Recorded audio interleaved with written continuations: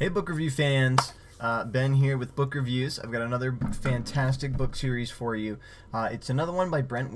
I don't have a physical copy of it, I just have it on my Nook and Audible. It is the first book in the series is called The Black Prism. Brent Weeks does a fantastic job with coming up with new forms of magic, and that's what I really love about this book. The content of the book, I haven't really come up with a rating system yet, but I will eventually. The content of the book is probably more for the adult than it is for kids. Brent Weeks is definitely an adult author, not necessarily teen either. There's no sexual content in this book that's really graphic. There is some implication to one of the characters and his room slave, and how she's willing to please him, or there is some reference to I guess street whores, but they're not really part of the story at all. Really, it's mainly just the slaves and the room slaves that there's kind of that reference to. There's a marriage in one of the books, and they consummate their marriage like normal married people do, and that's kind of it for that sort of stuff. There is some murder in it. It's magic, and there's wars, and people fight, and people die. It's not horribly graphic. There is some reference to blood. Nothing horribly graphic. I mean, it's on a Hunger Games scale. It's acceptable, I suppose, is what we could say. So this book centers around a boy named Kip. Kip is living with his mother, his single mom, who is a total drug addict, absolutely addicted to the drugs in the book, and drinks a lot. And she at one point even leaves him in a cupboard in their house for 3 days, where he gets nibbled on by rats. I mean, she just doesn't do a very good job of taking care of him. And so he kind of works around town and tries to take care of his mother and earn what money he can, and it follows Kip's story through the whole book, really. I mean, there's a hierarchy of kind of a democratic government set up, and different satrapies, they call them, which are essentially states, all composed of individual countries, really. It'd be like the United Nations, so sort of set up. A representative from each country comes, and there's an overall ruling and voting and that sort of thing. There is some religion in the book. I forgot to mention that in the content. There is reference to a single god, or Holum, and multiple gods, the old gods. I can't remember all of their names. But the magic in the book is probably my favorite. The magic is called chromaturgy, I think, maybe. I might be referencing a different book there.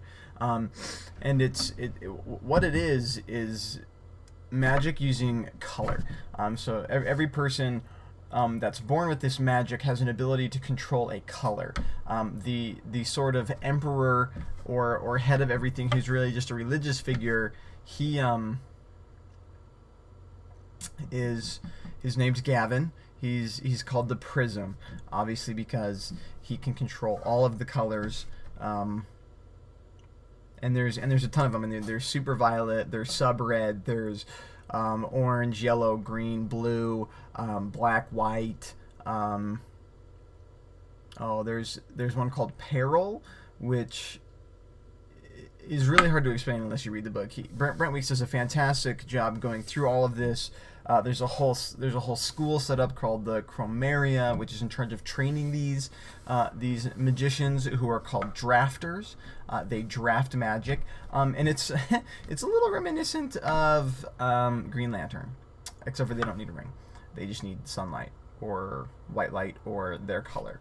And it's the same as Green Lantern in that they only need their will to create something. And Kip turns out to be a drafter, apparently.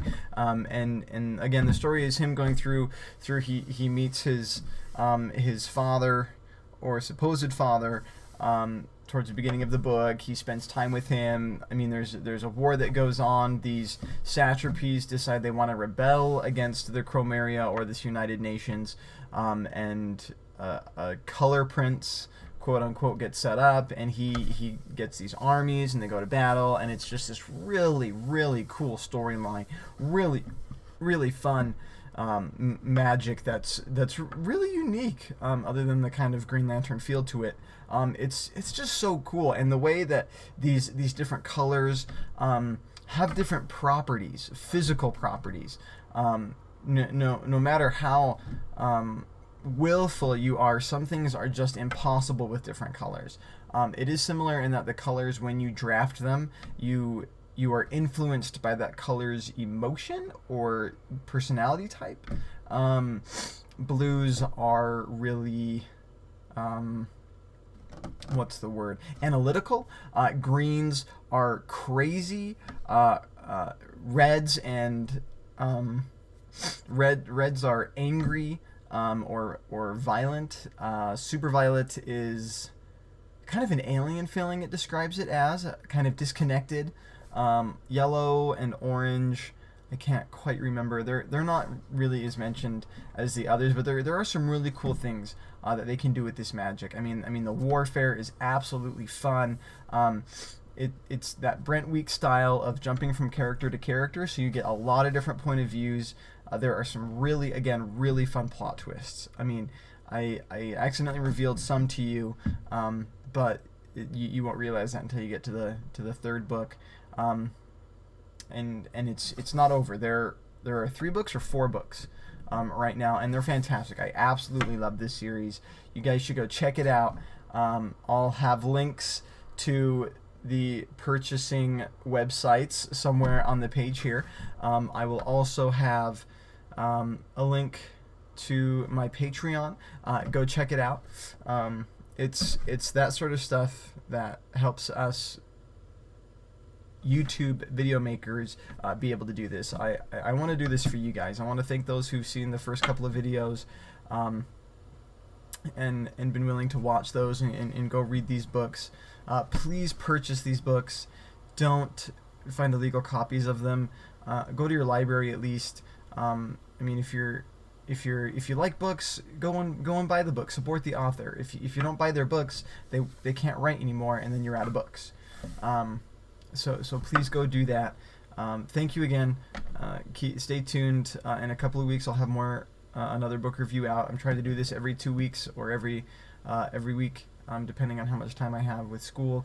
Thank you again for watching, and have a good day.